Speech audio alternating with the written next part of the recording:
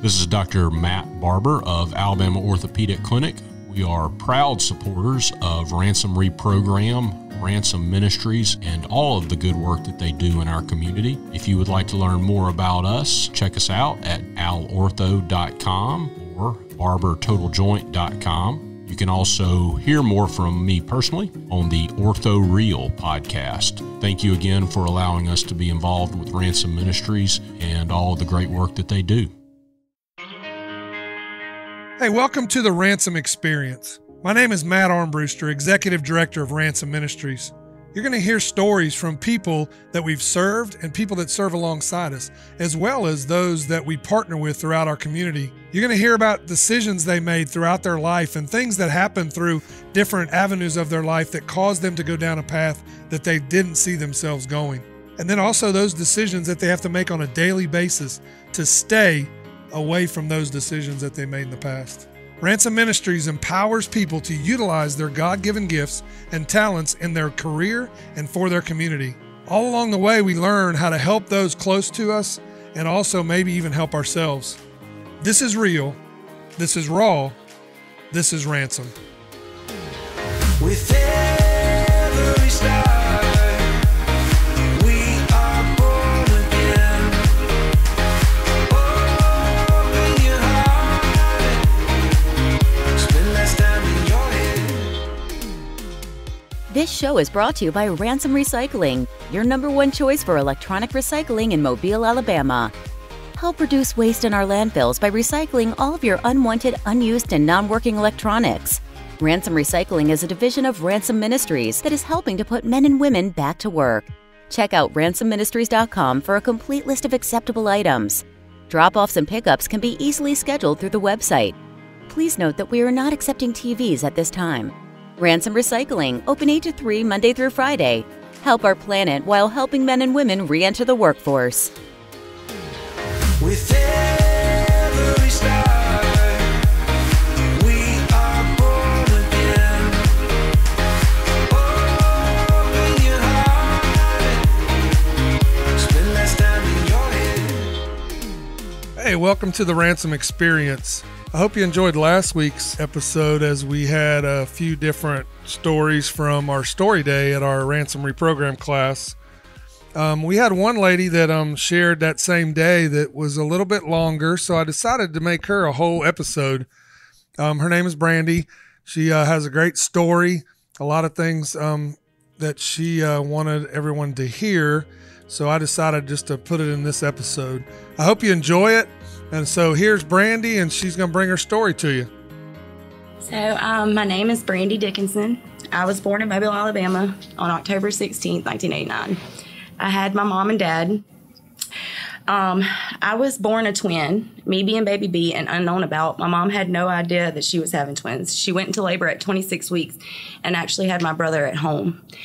Me and my brother are identical twins. That means we were in the same water sack. We were different sex, but there's only like a 5% chance that ever happens in twins. So I sat behind my brother and our hearts beat together. So I was unknown about. They actually thought I was after birth. So the whole way to the hospital, my mom's stomach was being pushed on. And when she got to the hospital and I was delivered, I was black and blue. And I was only weighing 2 pounds and some ounces. She never really told me much about it, but I was unwanted. So my parents never came to the hospital for me. Since my brother was born with a hole in his heart and I was born with undeveloped lungs, I had to stay in the NICU for 2 months. When I was 2 months old, one of my lungs collapsed, and it was because I was having trouble breathing. And one of the doctors had put a adult ventilator on my lungs and collapsed my right lung. I died, and they brought me back. I survived that, but my parents never came. My brother had went home before then. My parents never came to visit me, even after they had known that, I had passed away, and they brought me back.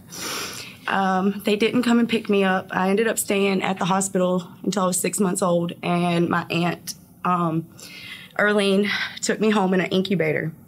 I also had a heart murmur, and I still do to this day. I really don't remember much as a toddler. I just remember being with family most of the time. I don't know where my parents were, nor did I even realize that they were not there.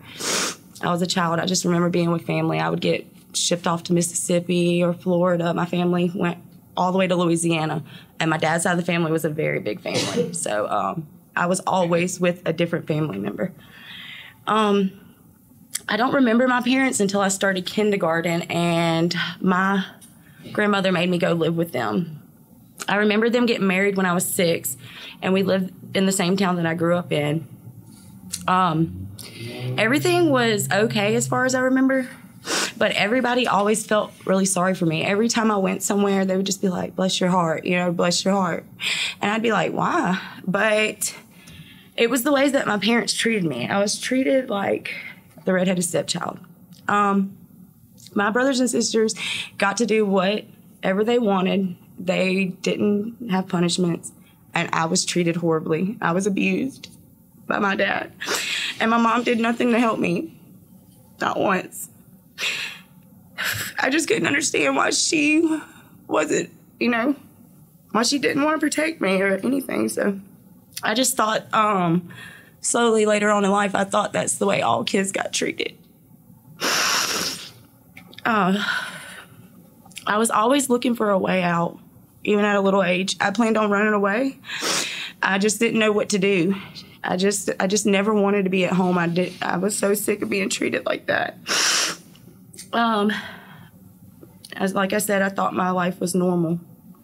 And at the age of 9, I was molested by my mom's brother and my dad's best friend. I told my parents about it, and they asked him about it. He told them I lied, and my parents believed him. I was never to speak about it again. I was told not to talk about it anymore. I was to bottle it up and not express how I felt about it. And I was only 9 years old, and that's when I really started feeling actual feelings. And I was just always in my head at a very young age. I would confide in my dad's friends, like old ladies. And there's this one girl that was 17, and I was explaining to her how I felt, and she's like, you really need to talk to somebody. So I was talking to her, and her way of me getting this off my chest was to smoke some weed. So at the age of 9, I started smoking weed. I was in 3rd grade. I would sneak off as much as I could to go get high on weed, and adults thought it was funny for me to get high. They didn't have an issue with giving me the marijuana, and I used it to my advantage because I just wanted to escape reality. My parents never knew, because as long as I was home to have everything cleaned and done, then I was okay.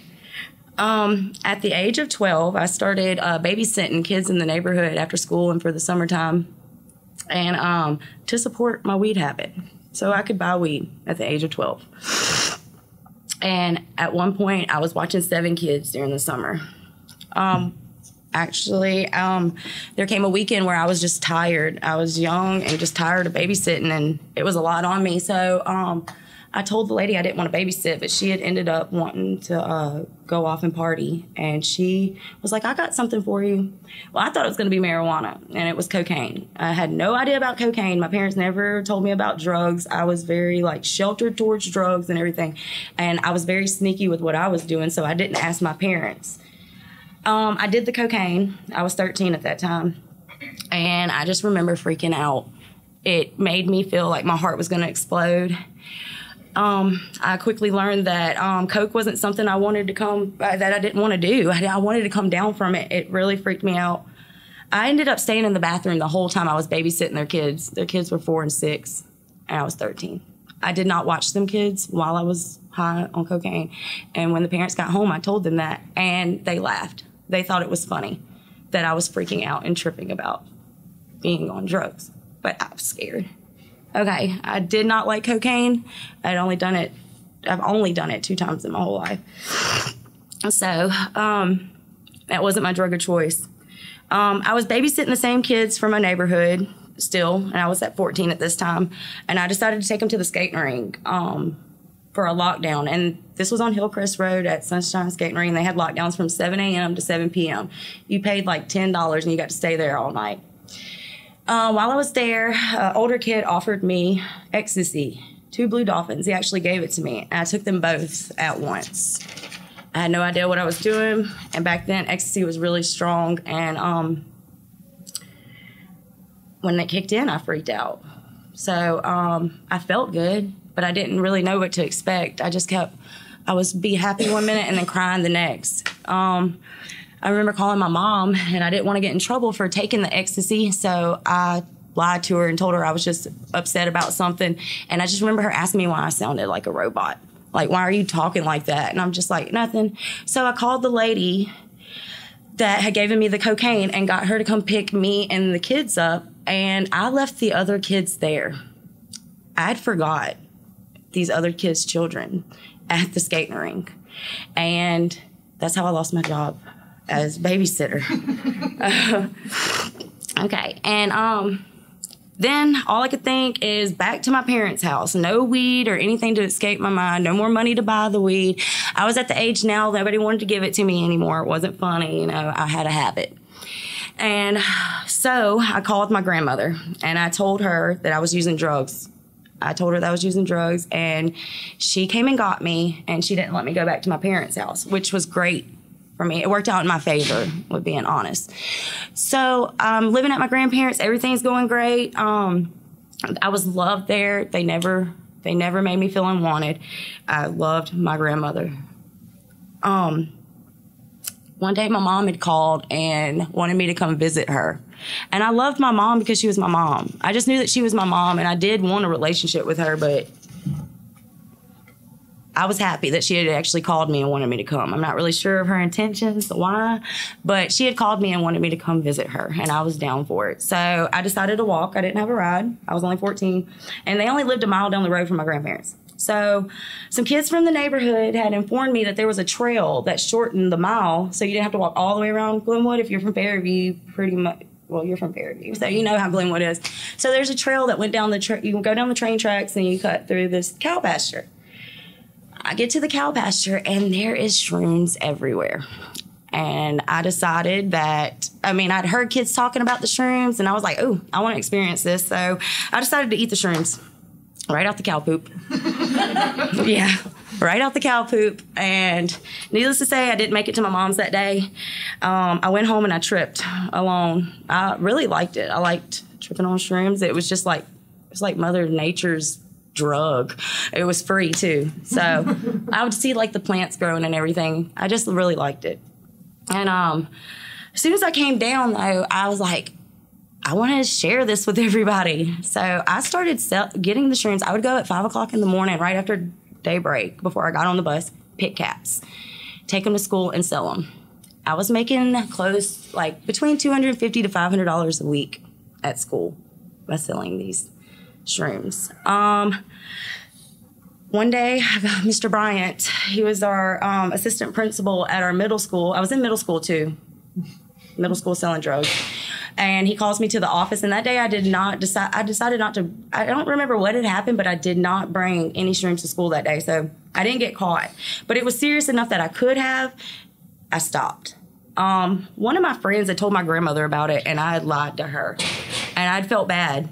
I didn't want to lie to her. She was the only person who loved me, and it really broke my heart that I'd lied to her. And the lie that I covered it up with was ridiculous, and it made me just look even worse if I would have just told the truth. So I'm not even going to tell the lie that I told, but it was pretty stupid. I'm like, why would I even say that? But yeah, so life goes on, and I'm living at my grandmother's still. I'm not selling anything, you know, I'm content with just being normal, not having anything. And I'm asleep, and I hear my grandmother screaming from the bathroom. So I ran in there and see what was going on. She was hemorrhaging. There was blood everywhere. She was hemorrhaging in the bathroom, and I really didn't know what was going on, but my grandpa had called the paramedics, and she went to the ER. She was at the hospital for about a week, and when she came home, she explained to me that she had ovarian cancer and that the doctor gave her 2 years to live. All I could think is I was losing the only person who loved me. So I did everything for her, and I was 14. She started chemo and radiation, and after that, the doctor had burned a hole in her bladder and caused the cancer to spread rapidly through her body. It was the worst thing I'd ever experienced in my life, watching somebody die from cancer, and it's just horrible. It is really, really horrible. I didn't quite understand, but I still stayed by her side. I still wanted to be by her side because she cared for me, so I wanted to care for her. I did my best at making her comfortable. Once again, my parents only lived a mile down the road, and they never came to help. They never came to check on her. Here I was, a child, once again, doing it alone while I was still going to school. You know, a couple months went by, and I found out on my 15th birthday that the doctor had shortened the 2 years to 6 months. And when we had found that out, she had told my dad, and my dad decided that it would be a good idea for us to move back in with them. I didn't want to go. My dad treated my grandmother horribly. He was a spoilt brat. She gave him everything he wanted, and he treated her like crap and did nothing for her and just talked bad to her. And she was my person. I loved her, and I hated him for that. I hated him for how he did my grandmother. So we ended up moving back in, and I started back, started back to the same thing with my parents. They told me that they had me, and I was their child, and I was going to do what they told me. Well, a big fight happened, and I decided to leave for the weekend. And my parents decided to let my grandmother go stay with my neighbor because they didn't want to deal with her, and I wasn't there to take care of her. And my neighbor had gave her morphine to make her comfortable, and my grandmother was allergic to morphine, and it put her into a coma. And by the time I got to the hospital, she was in that state of mind. She was just in that state, and I can just remember how she was looking. Her eyes were open, but she was non-responsive to me. So I never got to say goodbye to her.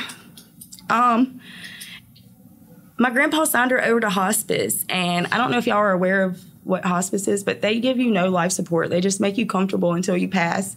And with her being in a coma, she couldn't eat or drink or nothing. I didn't leave her side. I was like, I'm not leaving her again until she passes. And she survived 2 weeks without any food or anything to keep her alive. She survived for 2 weeks. On November 27th, it was Thanksgiving, and this is a month after my 15th birthday. And they told me she had 6 months to live, but since the coma incident, it sped things up. My aunt had woke me up and told me to come eat Thanksgiving dinner.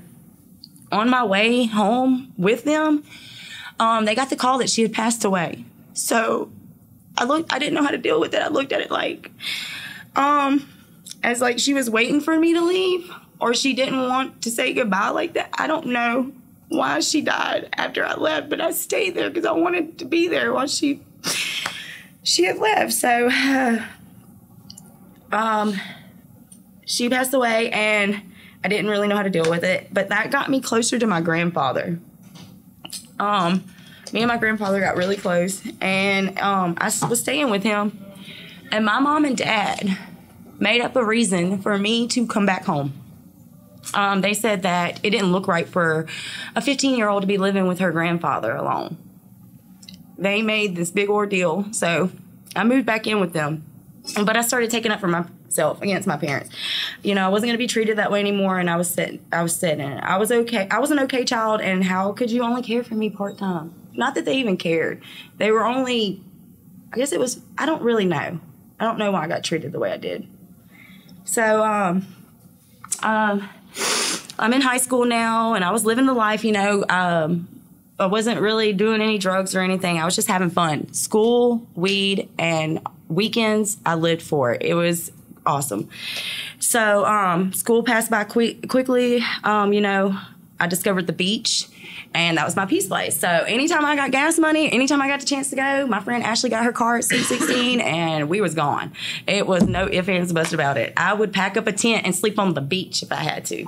I loved it. School passed by quickly. I finished up 10th grade and decided to go to a party at the train trestle, and I was offered Jägermeister and some pills. Okay, let's see. I was offered some Jägermeister and pills, and I ended up having sex with a guy I didn't even know on my first time. I started drinking heavy at that point, and the relationship with my parents soon faded from my mind, and I honestly went buck wild. They had no authority over me anymore, and I did what I wanted to when I wanted to. Once I figured it out that I couldn't, they didn't care to stop me. I think I wanted attention. One day I came home to the house empty. My mom and my brother and my sister had packed up and left, and they had left me. About a month later, I came home, and my dad was gone to chase my mom in North Alabama.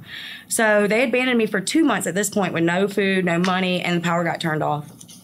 I was adapting to it pretty quickly, but alcohol became my best friend. I would drink anything, to get drunk. Not too far after that, I was 16. Me and my dad got into a bad fight, and I had ended up breaking the back of the toilet with my foot because I was like shoving him up against the wall and using the toilet as a brace. And I got cut really bad on my left ankle, and I ended up having to go to the hospital. My mom did come and take me. She drove 5 hours. And by the time she got there, though, the wound was too old to heal up, but they still did a urine sample. And that's when I found out I was pregnant with my first child, Bladen. I went home and told them both, and they both kicked me out. They wanted me to get rid of my child, and I wasn't. So I packed up what I had, and I left. I stayed wherever I could until my Uncle Joe and my Aunt Linda came and got me, and they took me to their house. I had decided not to go back to school for my 11th grade year from embarrassment, and I got my first job at Popeye's Chicken in Tillman's Corner. I finally decided to tell Thomas about me being pregnant, and he told me lies every time I talked to him, so I just didn't care if he was a part of my child's life. But I did want my child to have a baby. Have a daddy. I found out I was having a boy. I never loved anything so much in my life. He was mine, and he was the greatest thing that would ever be mine. I wasn't told how to be a mom or anything. I didn't know what I was doing, but I was going to do whatever it took to take care of him. His due date was February 18th. I had planned a baby shower for January 20th, and I told Thomas about it. His mom showed up the day of my baby shower and gave me all the stuff they had bought and informed me that they were moving to Arkansas. I was upset. I wanted my son to have a dad, but I sucked it up and I went with the flow. I went into labor at 3 in the morning. I went past my due date, and they wouldn't induce me because I have a lot of medical problems. So they wouldn't induce me. They just told me I had to go with the flow. So I went to labor at 3 in the morning. I called my mom to come get me and take me. And my dad told me he was going to beat my butt if I wasn't having my child because I'd got my mom up so early in the morning. Went on from there. Okay, get to the hospital. I get to meet my baby at 10:37. Nicholas was born. My mom and my aunt got into a fight at the hospital because she wanted to be in the hospital room and all that, and it just bad blood between my family and my mom because of the way she had treated me. And I chose my mom once again over my aunts, and that's whenever I was stuck back in the hell that I had created. So I now had a baby and was living without power or anything. I quickly went from that and got a job. I moved in with Belinda, who I call my mom now. I fell in love after that, and I was with this guy named Keegan. We moved very quickly. He introduced me to Xanax 6 months after we started dating. So that started my Xanax thing. Cost me my relationship with him, and we were together for about a year. And then we separated, but the heartbreak kicked my Xanax into full gear. I didn't care. I was wanting to pop them Xanax just to forget about the heartbreak.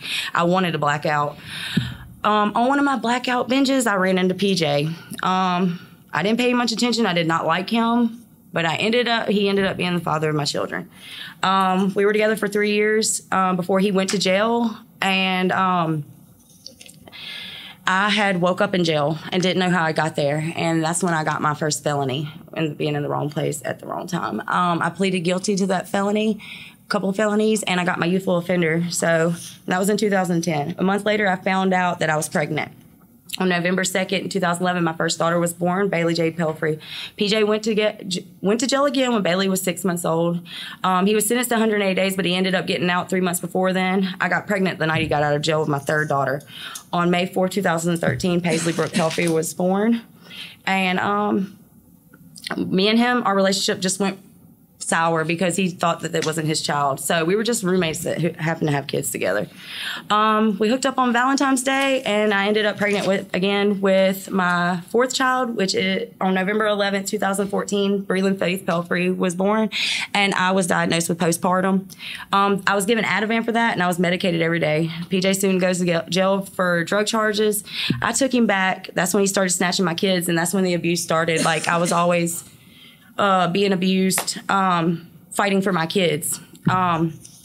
He ended up beating me really bad and threw me out on the interstate in Daphne, and went to Florida because he was going to kill my kids. He was going to kill me and my kids, but I was fighting him back in the car, so he snatched me out of the car and threw me out.